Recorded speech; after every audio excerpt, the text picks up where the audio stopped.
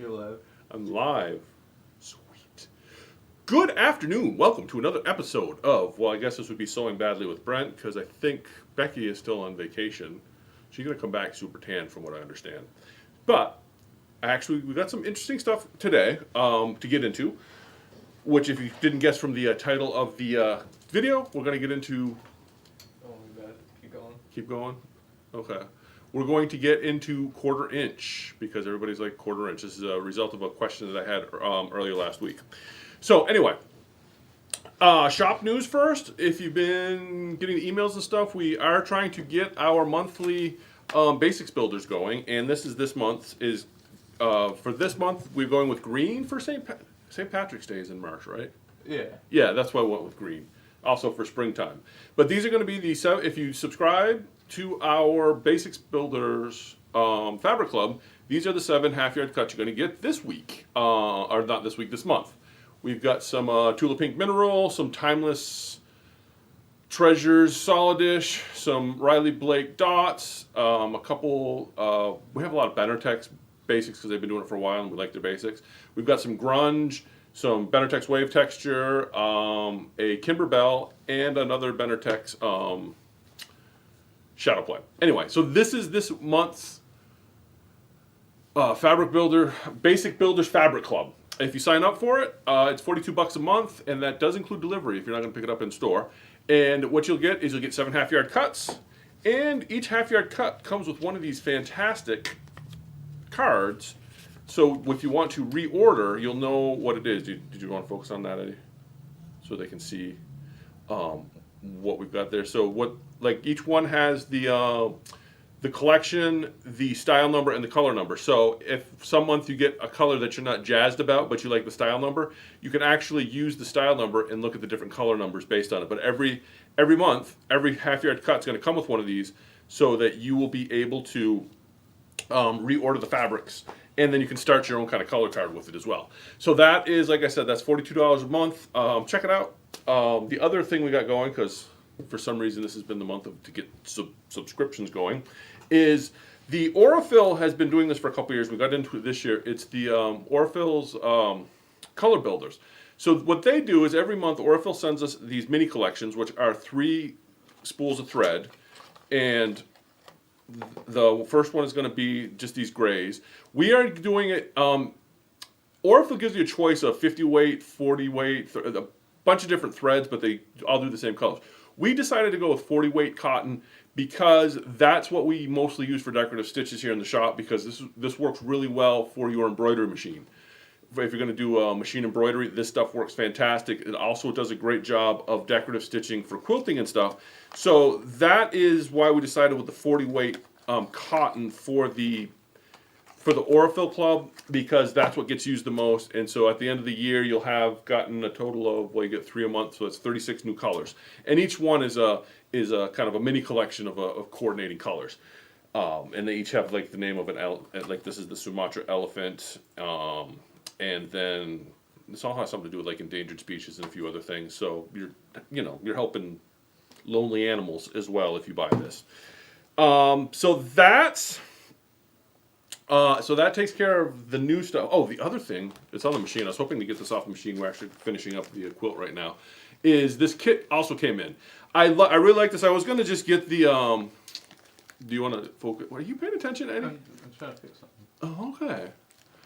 I was going to just order the panel of this, but then I saw the kit and I was like, we'll just get the kit and not bother with the panels, because what are you going to do with a bunch of panels? So this makes up really nice. The kit itself is $59.95. They're available online. I was hoping to have the sample off the machine before we got started, but that didn't happen.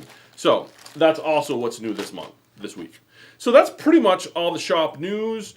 The Flower Patch Table Runner got rescheduled because of the snow, or we pushed it out to the 18th.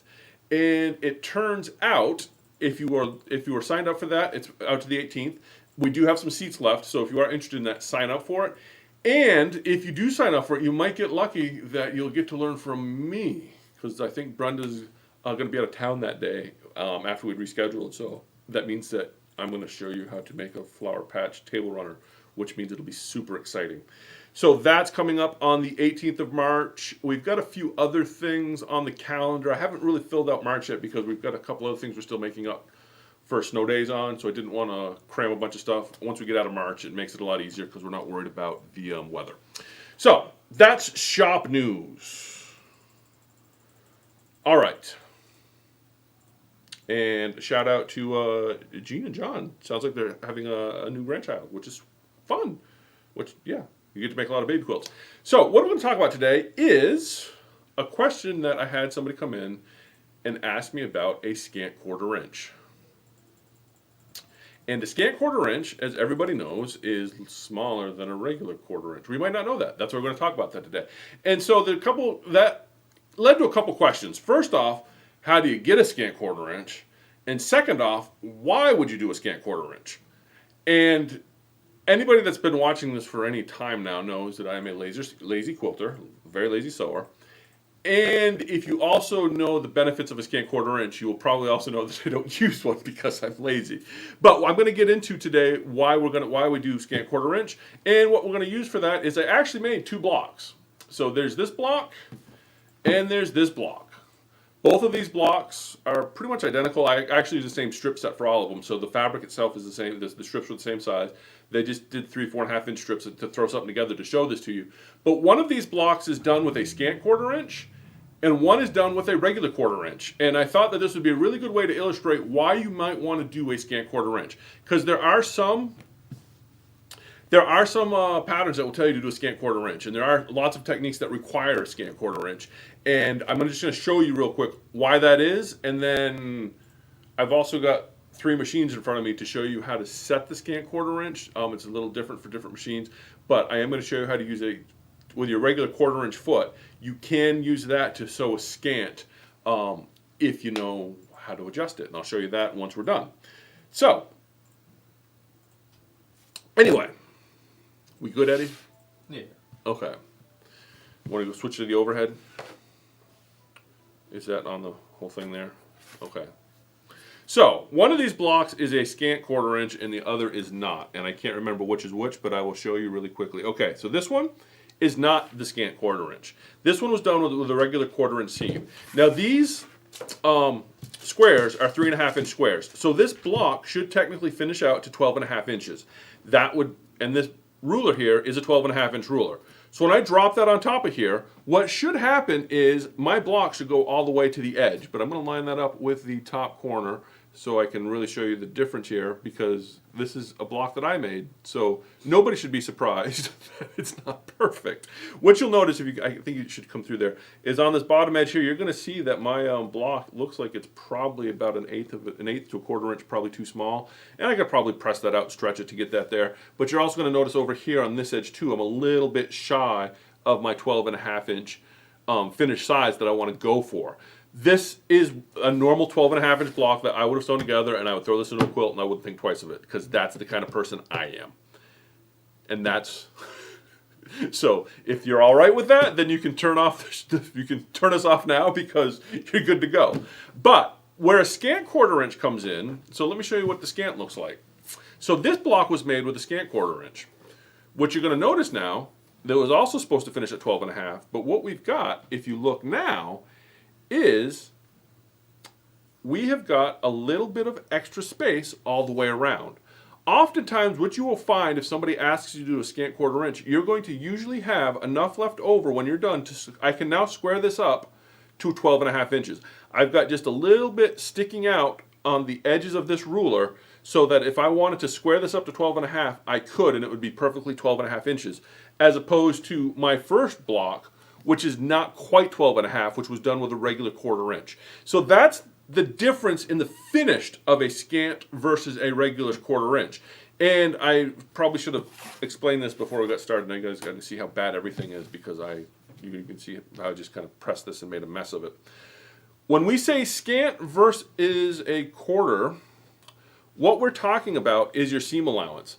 So the distance from that seam to there, to the edge, to the raw edge there, is a little less than a quarter inch, whereas this one, we'll just put them so you can kind of see it.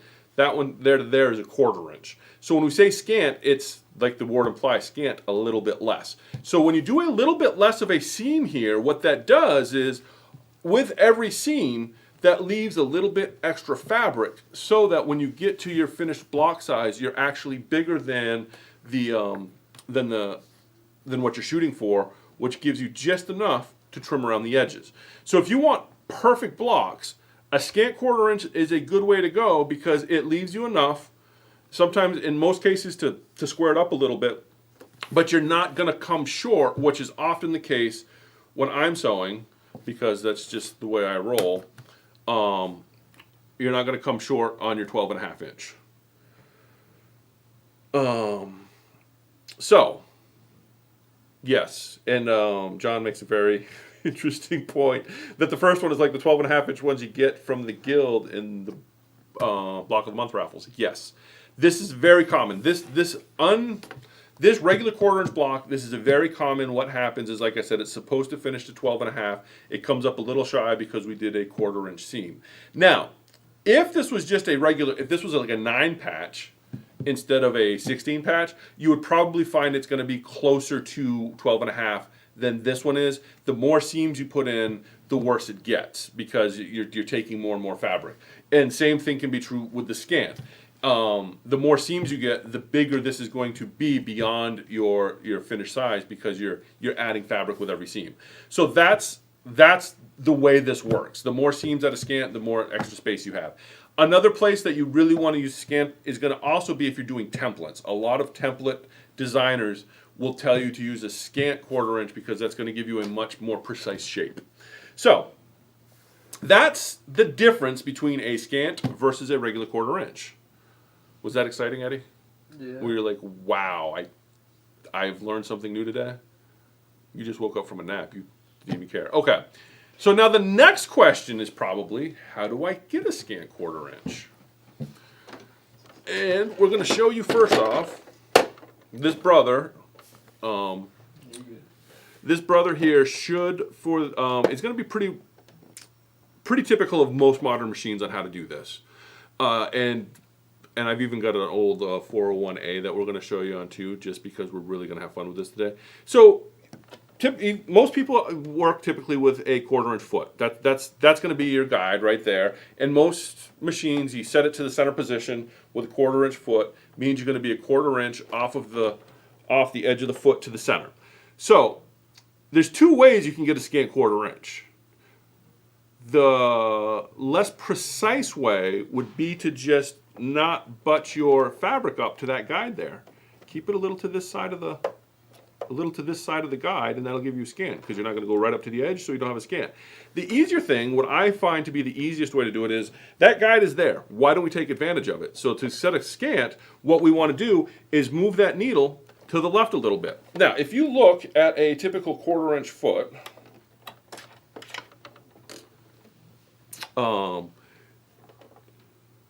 typical 1/4 inch foot, you've got a nice big hole here.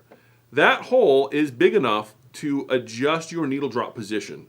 So you can move the needle a little bit within that hole and still use this guide. So what I'm going to show you is how to move your needle from the center to the center right of this hole all the way over to the, I don't know, I might have my left and right mixed up while I'm doing this. Anyway, we'll put it back on and you'll see what I'm talking about. So all we're going to do is, and I've got this facing you guys, so bear with me. Okay, so all we're going to do is put our foot down, and what we can see, can you zoom in there and see that needle's falling right in the center of that foot? You got that, Eddie?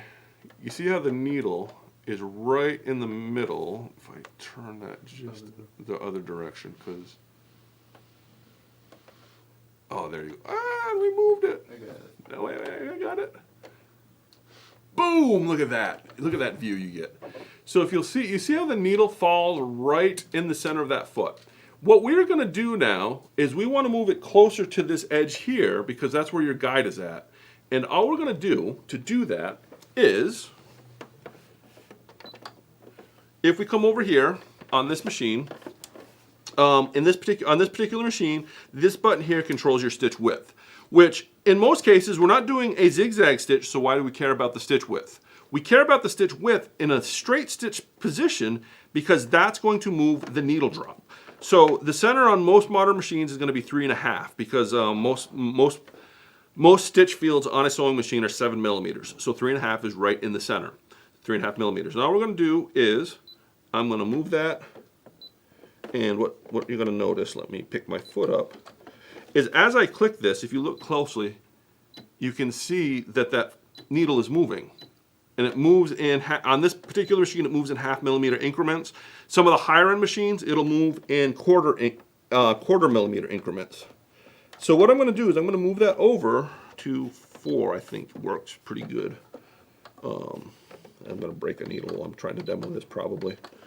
So if you'll look now, super careful, you're going to notice I have moved it to the fit to 5, and what you're going to notice now is you see how I'm way over on the oh gosh, is that the left or the right? I can't tell from looking at it. Oh, it's the right. The right, okay. Our right. Our right, is it their right or their left? Should be there, right? Okay, we don't know, but you can see that it moved closer to our 1/4 inch guide here, just by a hair. Because when we talk about a scant, it's just a little bit. A scant is tiny. See, tiny, a little bit, with big fingers. Big, little. It's just a little tiny bit, but we're still within that hole in the center, but we've moved it over. If you look at our setting, come back up over here. If you look at our setting, that started out at 3.5, it's now at 5. So we moved it over 1.5 millimeters. 1.5 millimeters, that sounds like a scant to me. So that's how you would make that adjustment on this machine. So far, so good? I think so. Okay, moving on. So that's a brand new modern machine. Now I'm going to show you how to do this on a 401A. I love these right here. These are awesome little machines. This is one of those machines, it's like, if you're looking for a featherweight and you can't find one, get yourself a 401A. It's like just a little bit newer vintage than most featherweights, but you can usually pick these things up dirt cheap because nobody knows how cool they are. So this is, I love a 401A. They've just got nice style to them. They've got this beige, brown, two-tone, lots of fun knobs and stuff. The and you can see, I'm just going to show you with a featherweight. I'm going to give you a 401A sales pitch. You can see it's a little bit bigger than a featherweight. So hence the featherweight is good for portability. But the 401A, compared to even modern machines, is fairly portable now. But it's just a fun, these are great machines if you can get your hands on one. They do have the cam system for doing like decorative stitches and stuff. I wouldn't bother with that too much. I just love the 401A. I think they're a fun machine. I wish there was more love for them. But you can get these fairly cheap too because there's not a lot of love for them. But the 401A, unlike a featherweight, has a zigzag stitch on it, which will allow us to adjust the needle drop position to do a scant 1/4 inch. Yes, the left right. I'm just looking at the comments. Bev said she used the left right shift on the Dream Machine. Yes, on the Dream Machine, and you're going to see this on the Luminaires as well. There is an option called left right shift versus stitch width. It does the same thing except that it's where stitch width is for the width of a zigzag. The shift function is to shift the stitch. So you can actually, which is cool about those machines, is you can actually do a zigzag and shift the entire zigzag instead of keeping it in the middle. So that's what the shift does on a Dream Machine and a Luminaire. But yes, you're going to need to use that in that case versus the width control. This technique is going to depend on the machine which works, but most of the time, like I said, the width control is what's going to give you this option. Now, I don't have a 1/4 inch foot on this guy to show you the funness. I just got the standard foot. But it's really easy to make this adjustment on this. So let's just imagine that we were using the edge of the foot here as our 1/4 inch guide, and we wanted to again move our needle so that we can do a scant 1/4 inch. On an older machine, it's a heck of a lot easier than pushing buttons. Like this guy here, it's really easy to do because you see this little knob right here. This is your needle position. See, that's left, that's right, and that's middle. So we want to move it a little bit to the left. We just move it a hair. That's all it takes. So some of these older machines, it's really easy to make this adjustment. So if you had a 1/4 inch foot on this guy, you could just move that a little bit, and that's all you got to do is just move it a hair, and then you'll be doing a scant 1/4 inch. Now, how do you know how much a scant is? Well, a scant's a little bit. So And I have to say that because you can buy like a gauge that has 1/4 inch and scant 1/4 inch. But the truth is, I don't think there's a technical measurement for a scant. It's just less than 1/4 inch, not by a lot. And for this, all you got to do is just move that a hair, and that's all it takes. So most machines are somewhere between this one and this brother on how to do that. Like this one, you got to push buttons. This one's a little lever. Most of the time, you're gonna see that in the zigzag portion. There are some machines that you can't do this technique with because once you start moving the stitch width, it actually creates the zigzag because of the way the cam designed. You're not gonna see a lot of that on modern machines like these here. You will see that on machines, usually probably through. You're probably looking. My experience is usually like the mid 60s through the 70s. Machines have a lot of those. But that's just, it's going to depend on the machine. Now, some of you may ask, how do you do this? Because this is actually when you start, this was kind of fun because, you know, I always do my research before I do this, believe it or not. I do some show prep. So I'm like, oh, scant 1/4 inch. And I do a quick Google search. And probably the number one thing that pops up is how to do a scant 1/4 inch on my featherweight. Fantastic question. The problem is, and none of these tricks that we talked about over here are going to do any good on a featherweight, because a featherweight, one of the magic things about it is it's straight stitch only. That's one of the reasons why it lasts as long as it does. So to do a scant 1/4 inch on a featherweight, they do make a magnetic plate you can get for this, or some people will actually use tape. You'll just measure your 1/4 inch, whatever your measurement you want, measure off the center of, measure off your needle drop out and put like some tape. They do have there's a really cool magnetic guide that you can also get for it. Problem is magnets can slide, but just put a piece of tape to mark your scant and go from there. That's really all you can do on a featherweight, or like we talked about, we had those guides that I showed you last week. You can adjust the guide to be that. You can't move the needle is in a fixed position on a featherweight, so you'll have to. What you'll want to do is place a guide where you want that scant 1/4 inch to be. Or if there was like some weird, maybe, you know, somebody that's out there that's very entrepreneurial, you could come up with a scant 1/4 inch foot for a featherweight. That's a real niche market. I don't know that it'd be worth the trouble, but they might already even be out there. But that's how you would do a scant 1/4 inch on a featherweight. You'd actually have to mark the plate. Yes, a thread width. And how wide is a thread, Gene? I mean, is it a 50 weight thread? Is it a 30 weight thread? No, that's why I love the idea of a scant 1/4 inch. It's like a pinch of salt. Well, how much is a pinch? Well, it's a pinch. So there is no, if you're a real big perfectionist, there's not a set number for it. It just has to be a little bit less than a 1/4 inch. And I think, like I said, the demo with the blocks shows you why that is that when you get done with the blocks, it leaves you a little bit to trim down.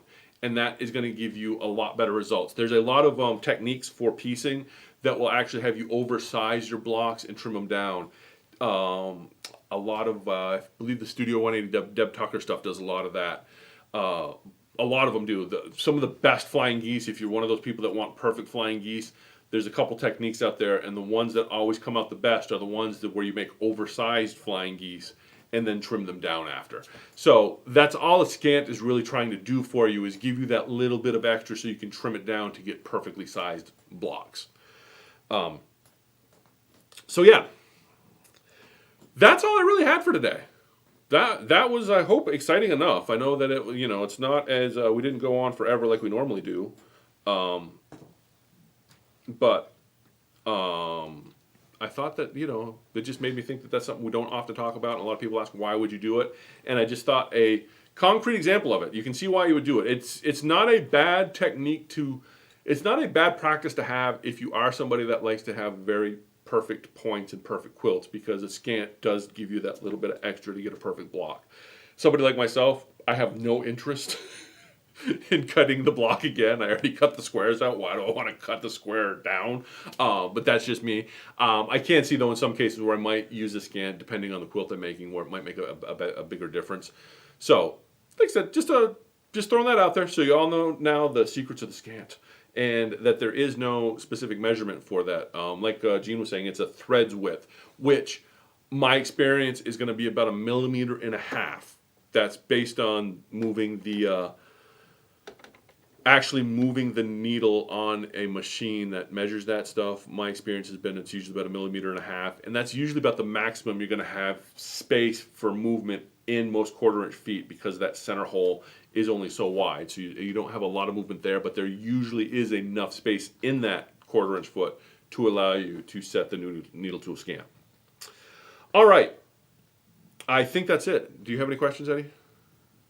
You learned something? You were like, oh, that was exciting?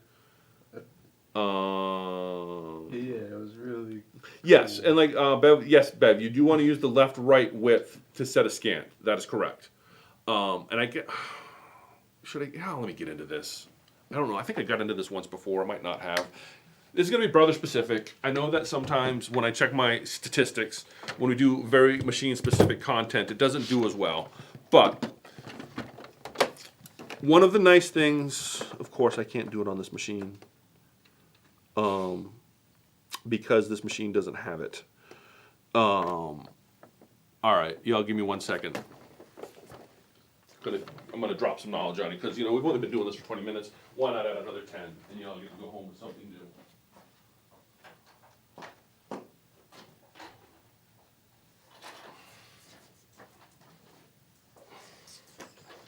Did we cover this in here, or is this? Oh, this might be been something we covered in the Luminaire Owners Club.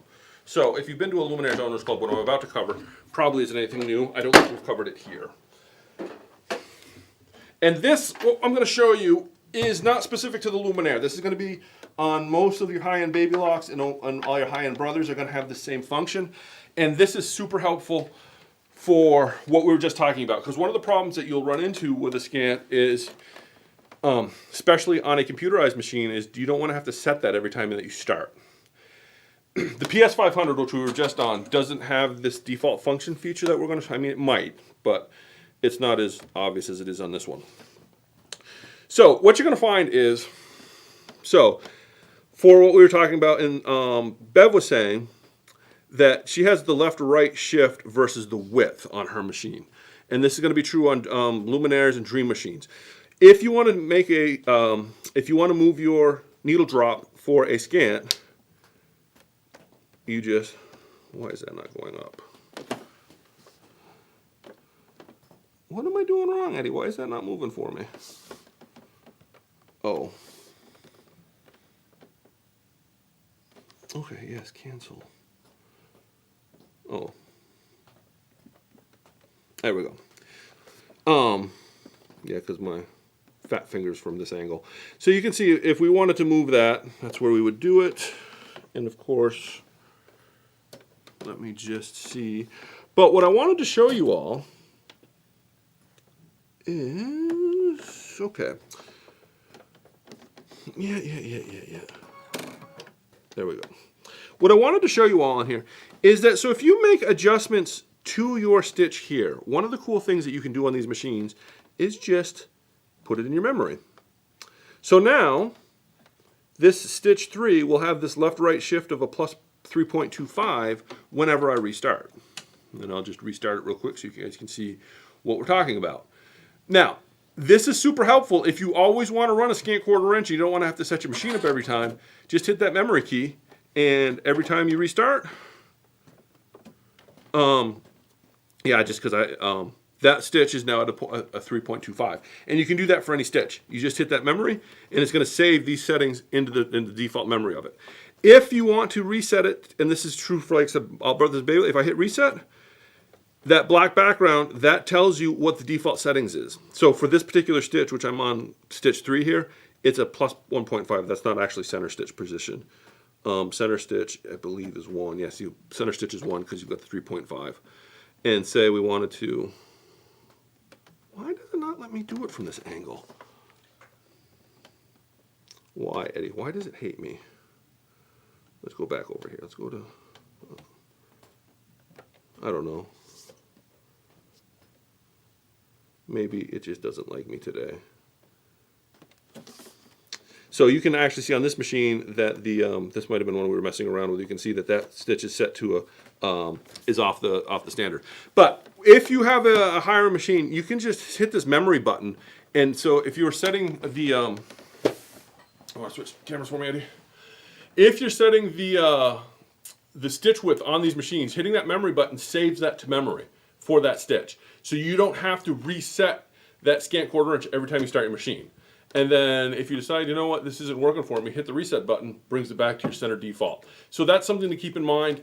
That memory function, it'll work on the, it works on all of anything with a screen on the Brother side. It'll also work on the BQ 1350 and I believe the 900 and the 700. I got to double check the 500. I don't think it's on the 500. There might be a way to do it, but I'm not going to get into that today. It's very easy to do on any other machine. Just save it as the new default, and it's there every time you start up. Yes, the default on the Dream Machine, Bev's saying, is at 0.00. That is going to be the default of the leftmost position, because what happens is the number starts on the left, and as it goes up, the needle moves to the right. Or is it vice versa? I think it's left, yeah, left, right, yeah, left moves to the right. So that the center position is a 3.5 millimeters. All those numbers are millimeters. There's no place to change them to inches, freedom units. We just have to stick with, the metric. Now the 0.0, if that's your shift, that may be your shift position, because shift, anyway, I don't know, yes. It's going to depend on your machine. If you're getting the seam allowance that you want, save it and call it a day. But that is the way to make that adjustment on a bigger machine. Like I said, on an older machine, you can usually just move the needle drop. But that's Scant 1/4 inches. Now that I've totally rambled on past what I was going to talk about, like I said, really nice feature on these machines is the fact that those minor settings can change, and that's where you can get much better piecing out of some modern machine, because you're able to save that setting and it's going to be there every time in the replica. Okay, I got time. I'm going to ramble on a little bit longer. What we just showed about the two different sizes in here of a Scant 1/4 inch versus a 1/4 inch seam is also the reason why it's not recommended that you use different machines for making your quilts. Because every machine is going to be slightly different in its seam allowance unless you've got a sewing gauge out and you've measured each one and you know for sure. Because if I had sewn half of this block on a Scant and a regular, then each block's going to come out a bit different. You're going to get some wonky blocks. It's kind of a pain. So that's just another thing to keep in mind. A lot of times you will see it, you will read some places that you should use the same machine for the entire quilt. Reason being, it's not a hard and fast rule, but reason being is there are slight variations in your seam allowance from machine to machine.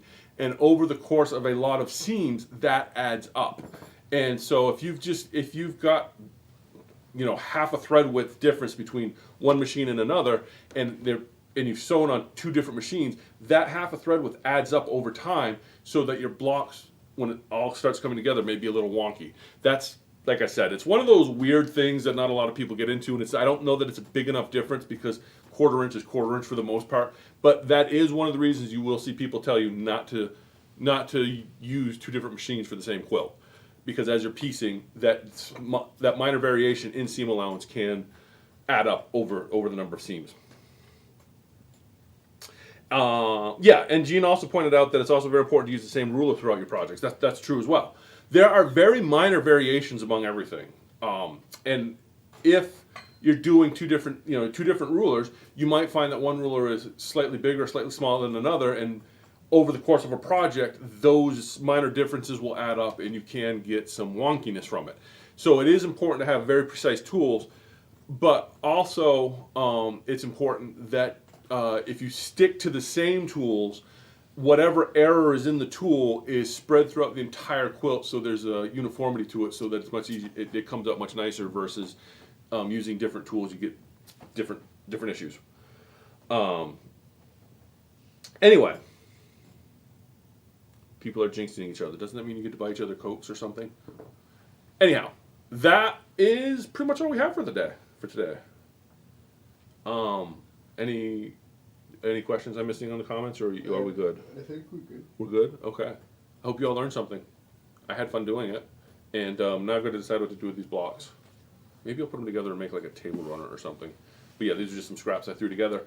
And do you think am I gonna trim down the Scant one to 12.5 inches? No. Should have put a poll on that. Yeah, it's not going to happen because I'm just not that. I don't care that much. But anyway, thanks for watching.